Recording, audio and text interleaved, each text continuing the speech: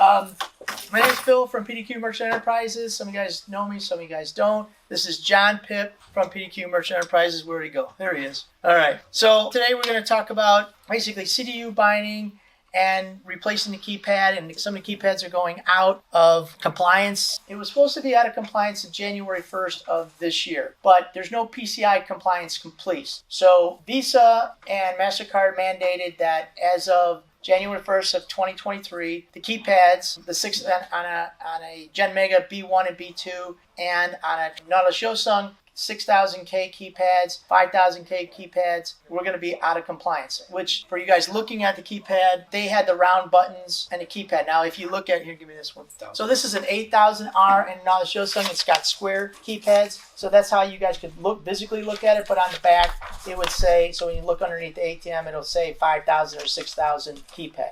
All right, so most of those were from 1500s if you're doing Nautilus Yosung. So 1500s. 1800s, 1800 CEs, Halo 1s, 2700s, they were all that the keypads we used for pretty much the last 15 years. So what the date was again was January 1st. But again, there's no PCI compliance police. So the rule was if you moved your ATM, it could stay in the field, but if you moved your ATM from wherever it was to somewhere new, you would have to replace the keypad. But nobody's checking that. And there was no protocols to see, are you doing this, yes or no? So the date moved. It didn't really move, but there's nobody enforcing the date. So some people say, yeah, I heard they always say this and then they move the date. They didn't really move the date. They just don't enforce the date. But as of January 1st of 2025, they're putting on this processors, they're giving a $10,000 fine per day for allowing this to go on. It's a big deal. So they're writing the protocols as we speak. They're going to test these somewhere between October, what I'm told for Switch Commerce is October of 2024. They're going to start to test the protocols to see, hey, which ones are out of compliance, which ones are going to not work anymore. Which means January 1st of 2025, the ATM will not function. It will not work on the keypads, the 6000s, the B1s, B2s. So that means that we have to replace all those if you want the ATM to work. If you want a 1500 to work, if you want a mini bank, that's a Nautilus Yosung, or you want a 1700W or maybe a 1900 Gen Mega. I believe the Gen Mega 2500s, most of them will work. There are some that will not. You'll have to upgrade the keypad because it has a B1 or B2 in there. Triton, I'm not 100% familiar. I gave you guys the handout, but for the most part, 9600s, 9700s, 9100s, those will all be out of compliance. They will not be able to be upgraded. In the past, they made some kits. Triton made some kits, but they don't. They want to say end of life, let's get it off the street. So that'll be the new ATMs that Triton is using if anybody's using the Tritons. So there's Paloon, to my knowledge, weren't in the game long enough for it. So everything, if you have Paloon ATM, they are all compliant to my knowledge. I haven't heard anything different, but there could be some older stuff that maybe we'll find out. Those are the four pretty much manufacturers. If you guys are using any kind of FI machines, NCR, or Diebold, I don't know the protocols for those. This is pretty much retail. I know about retail. I don't know about FI that much. So what does that mean? That means that we have to, if I'm an operator in this room, I'm pissed.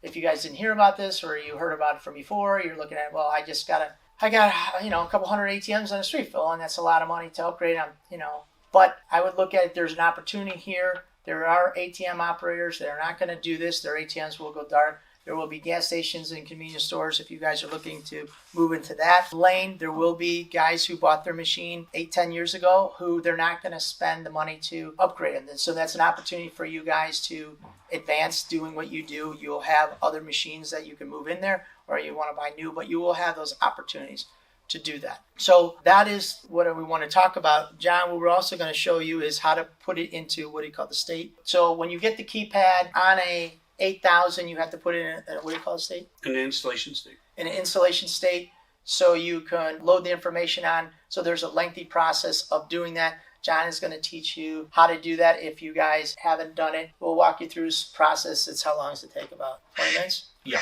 So it's about 20 minutes to walk you through. And then what we'll do is we'll divide the other guys over here, and I'll show you guys how to bind the ATM. Now, what the binding is what happened is on only to this date, to my knowledge, Knowledge Josung had what they call jackpotting episodes. It's happened a few times throughout the country. And what jackpotting is, they went into the top. Now, most of the operators in this room, what they do is, and I know we do it, we change this lock, we put our own house lock on it or our own master key on here and here.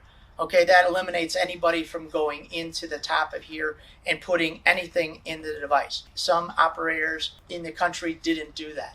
Okay, so what happened is somebody went in there, they opened it up, they put a device in here, and what they did is they call it man in the middle. They created software that will go in here and they can put like a fictitious card and they jackpotted the ATM, which means all the money went out. Okay, ATM operator did not know about it. According to the website, it looks like the ATM is full, but when they went to the ATM, it was in fact empty. They looked and said, well, is this somebody, did I get robbed? What happened?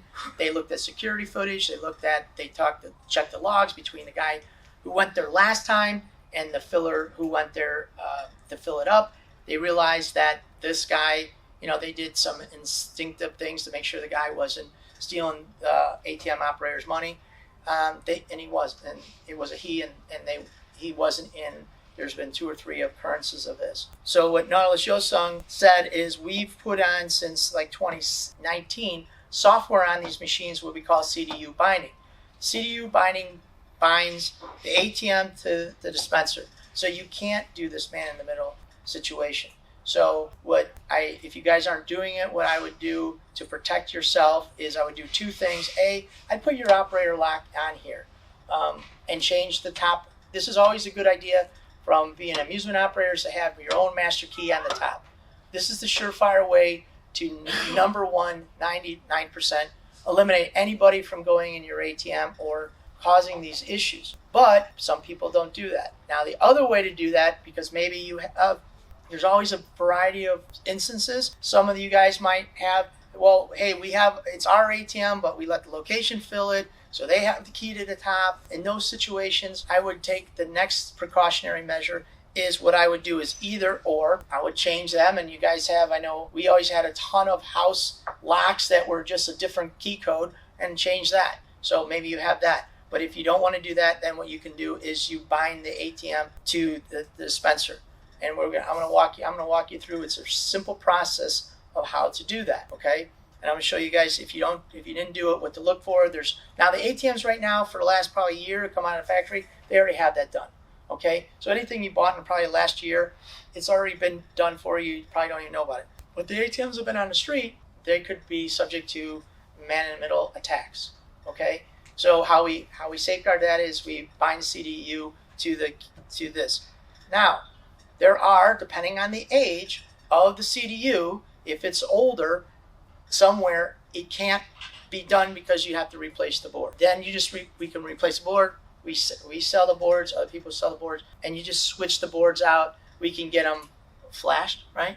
Yep. So we can get a flash kind of like a pyramid bill acceptor. If you're a pyramid printer, if you have an older one, you want to get it flashed to bring it up to the latest software. It's the same kind of process. We can do that. But to get your board up to the latest, so you might want to go through your route, identify, hey, I went through these stops and we upgraded all these. These could not take this. It took the software. So one of the processes, what I would recommend you guys do is upgrade through this process of CDU binding, upgrade it to, where do you want to go? You have to be at VO60210. VO60210 or up.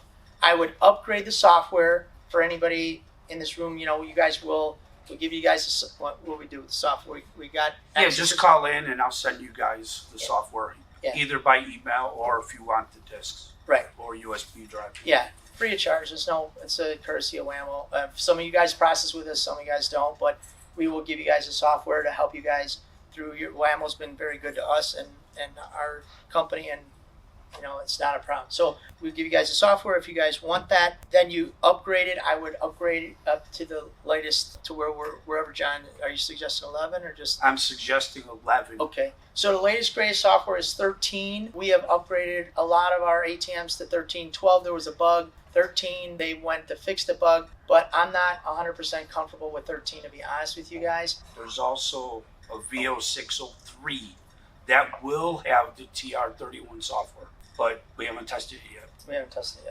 So usually what we do, on our routers, we usually get the software, we put it on, we test it. We're under a mindset that we always want to be close to the latest greatest, but not the latest greatest, because sometimes there's issues. And so we test it for months and months before we kind of recommend it. We've had 13 on the street for, I don't know, 3 months, 4 months? Yep. 3-4 months. I'm not comfortable with it yet. I think there's some challenges on some of our ATMs. I'm not saying it's the software, but it worked 100% before we upgraded, and I'm having some issues, that anomalies, so to speak. So we bumped on those anomaly situations. We bumped it down to 11, and flawless with that, with 11. I would recommend that you just take it to 11. Now in the factory, the new ATMs are at 13 or 12. Leave it and see what happens there. Right. Are there still going to be one transaction behind? That's a switch commerce thing. So what Rod's asking, he's asking, is there one transaction behind? To understand what that means is Triton, okay, these are Nautilus Show songs, and some of you guys are running Gen Mega. Triton came out with real-time transactions, and they had a patent on it. And so when Switch Commerce or PAI or CDS, they were doing this real-time. Well, what happened is Triton sued these guys and said, look, if you're using our technology, you got to pay us. So a lot of these guys, they don't want to pay us. So what they're doing is they're holding the transaction. So if you look on the app, it's not there. If you look on your desktop, it is there, and that's predictive. It's there, but it's not, which means they're predicting because they can get the messaging, but they're not showing it, because if they show it, then Triton's got to get the money, and they don't want to pay the money, okay? So that's why it's there. It used to be real time on the app, which was nice when you got to a location and they say, hey, my guy didn't get my money. Well, and you could look on the app and say, well, he didn't get his money because he's got insufficient funds, or he had a PIN error, or some other reason. And you could look instantaneously and you knew what was going on. That's not happening like it did. And the reason is because of the lawsuit, okay? But it's on the desktop because I don't know, somehow they don't have to pay, or I don't know what it is, but that's the reason why. I miss it more than anything, because in the field, when you're somewhere and you get a call, you could look on your phone, and it was very nice to see that. And especially so it avoided service calls for us to go out to the location and double check what was going on. So it was really nice. We don't have that luxury if you're on your phone. So, but if you guys want to carry a laptop, you can see that. It's all in discretion what you guys want to do. Now, if we go to buying this and the ATM doesn't allow us to enable, what we can do is we got the jumper. We want to show them with the jumper. You can, yeah. All right. So what we can try is, if you're bored, depending on where it is, you can jump it, you can push a button, shut it off, put it back on. Sometimes that'll work and sometimes it won't. If it doesn't work, then we have to flash the board, or you guys will have to buy a few boards and then keep those, send them to us or send them wherever you're going to send them. They can flash it or buy some extra boards. Yeah, we don't want to jump these though. Okay. This is the newest software. Yeah, but if you guys got 1800s or 2700s or Halo 1s that are older, or if you guys sometimes, look, I mean, I know we do it all the time. We have a brand new ATM in the shop. A dispenser goes out on the street. We take the new dispenser, we put it out on the street. Then we forget about it. We get the repaired dispenser, put it on the ATM, it goes on the street. So sometimes it's not always the same dispenser what came with the machine. So you'll have to check when you guys go to do your updates. All right, yeah. So some of you guys got this sheet, some of you guys do not. If you don't, we have about 4 or 5 of these left up there. Okay, now the other thing is, if you have PDQ, also we developed a kit for the KeyPad. So if you have a 1500 and you guys want to upgrade that, if it was and you updated it to EMV, which really brought it to 1800 software, okay? If you did that, we can upgrade that with the KeyPad. We have a KeyPad kit, all right? If you didn't do that and you're still on the 1500, we can't upgrade that. If it was on it was a Tranix, an old Tranix, or it was, which means your 1500 doesn't have a black, one of these KeyPad readers, it's not black. Okay, if it's gold, then my personal opinion, you guys can do what you want, you're brilliant operators, but you're looking at about $1,000 for the kit, and then you're looking at $1,400 or another $400 for the KeyPad kit. You're $1,400 into an ATM that's built in 2005, so you can make your decision however you want to do it.